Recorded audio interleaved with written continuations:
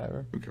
Hey, we're here. Oh, How's hey. it going? I'm Mike. I'm J9. And we're both from CrossFit. And this is the week where Janine over here, she dons on the professor's cap and talks about the science behind CrossFit. Because it's more than just doing pull-ups and everything. There's actually a science, a very important science behind what CrossFit's all about. Yeah, and the first time I went through a certification, I was surprised because it's just like flashback from high school, basically. Ooh, so yikes. yeah, but I mean, it's pretty interesting. There's a science behind the whole CrossFit thing. So. And what is that? Well, basically, we talked about CrossFit, what CrossFit was a while back. So it's functional movements done at high intensity, and it's just constantly varied, right? So I just want to get into more detail of the functional movement.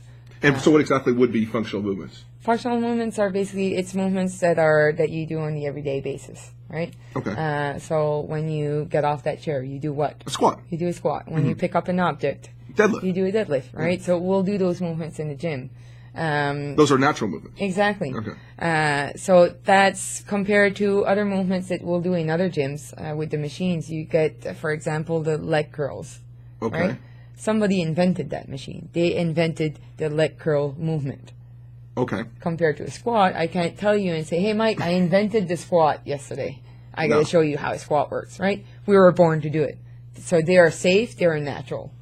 And so what's the advantage of, let's just say, that movement, like a squat, and then let's say that leg curl machine you were talking about? Yeah. Well, basically, the squat is a compound movement, right? Okay. It has a higher motor recruitment pattern. Okay. So you touch a lot more muscles in your body versus the isolated movements, which is just a tiny part of your body. Just one focus, like one skew is what you're focusing on. Exactly. So it's called an isolated movement. See, I told you I was going to search for it. Oh, you're doing terrific so far. And so I guess the difference between the isolated and the compound movements is like it gets back to that whole, I guess, the science of CrossFit. Yeah, because basically doing those movements, you'll get a better neuroendocrine response. Okay, and that is basically it's a change in your body that affects your that affects you neurologically and hormonally. Hormonally. There you go, yeah. I have a hard time pronouncing it. And how is that good for you? Well, basically, it's going to help increase your muscle mass, your bone intensity. It's vital to your athletic development. Yeah, and so that's what that. Oh, yeah, perfect, very cool. Yeah. And so there's other segments that we have to look forward to when it comes down to the science of CrossFit. Yeah, well, so if let's say that we put squats and deadlifts and everything together, you've got these Olympic lifting that we do, right? So the clean and jerk and the snatch. So by using those movements, you create a lot more power, right? You gotta have a lot more power, and that's when we talked about that whole intensity thing of CrossFit, right? So this is where the formula gets handy here. Hold on a second, okay? Right, she's got a formula for us. Yeah, okay. I told her she's gonna put on the professor cap here.